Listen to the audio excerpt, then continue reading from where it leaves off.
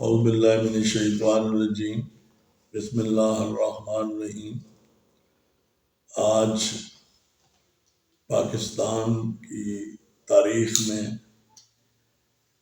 ایک ہمیشہ کی طرح سے آج ایک اتحاد بنا ہے پاکستان مسلم لیگ اور MQM کے درمیان۔ ہم ان کو مبارکباد دیتے ہیں، ہمیں خوشی ہے کہ یہ اکٹھے ہوتے رہتے ہیں، پھر ان کی طلاقیں بھی ہوتی رہتی ہیں۔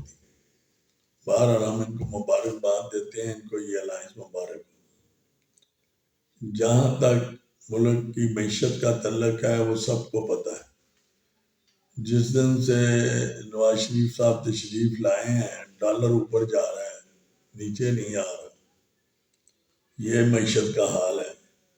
معیشت کو کیسے یہ ٹھیک کرنا چاہتے ہیں جبکہ معیشت تو برباد ہی یہ کر کے گئے ہوئے ہیں، کیسے ٹھیک کریں گے؟ جو چیز برباد ہو جاتی ہے تو پھر اس کو کون ٹھیک کرتا ہے؟ اور اس کے لیے اگر یہ بیٹھنا تھا تو پھر سولو فلائٹ نہیں کرنی چاہیے تھی۔ اگر ان کے ذہن میں یہ ہے کہ PDM تھا تو پھر ان کو سولو فلائٹ نہیں کرنی چاہیے تھی۔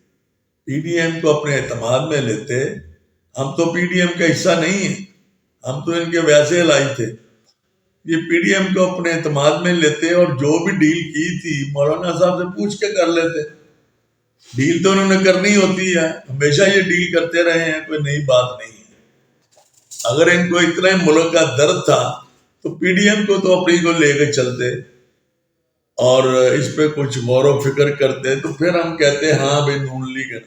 آپ نے سولو فلائٹ کی، آپ تو امید بن کے آئے ہیں، اچھی امید بن کے آئے ہیں۔ ڈالر نیچے جا رہا تھا، اوپر جانا شروع ہو گیا۔ یہ ایسے نہیں ملک چلے گا۔ اور MQM کا جو حال ہے کراچی میں وہ اس کو پتہ ہے۔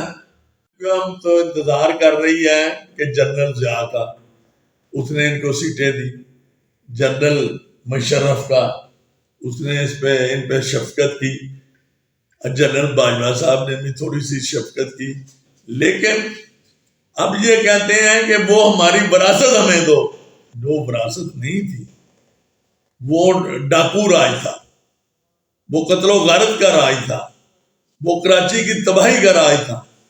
وہ کوئی اتنا اچھا راج نہیں تھا، اور انہوں نے جس طرح سے کراچی کو لوٹا ہے، کراچی کے لوگ تو ان کا نام لیتے ہی نہیں۔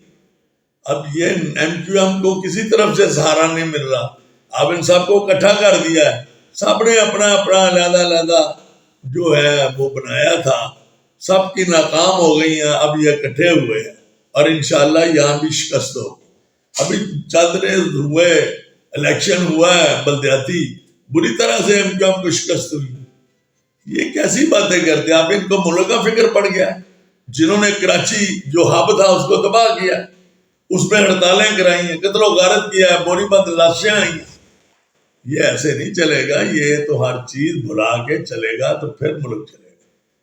تو میں سمجھتا ہوں کہ جس کو یہ صدر بنایا، اب نواز شریف کی یہ نوبت آ گئی ہے کہ ایک صوبے کے لیے اس کو کوئی سیاستدان نہیں مل رہا جس کو وہ صوبہ سندھ کا صدر لگا سکے۔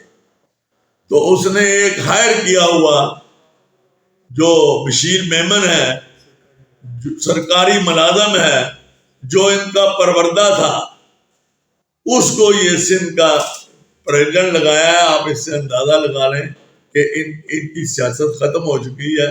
جب سیاستدان ہی ساتھ نہیں ہے تو پھر سندھ میں انہوں نے کیا کرنا ہے؟ سندھ میں یہ بالکل صاف ہے۔ پنجاب کی بات کرتے ہیں، الیکشن میں آئیں گے تو پنجاب بھی بتا دے گا ان کی کیا پوزیشن ہے۔ Thank you.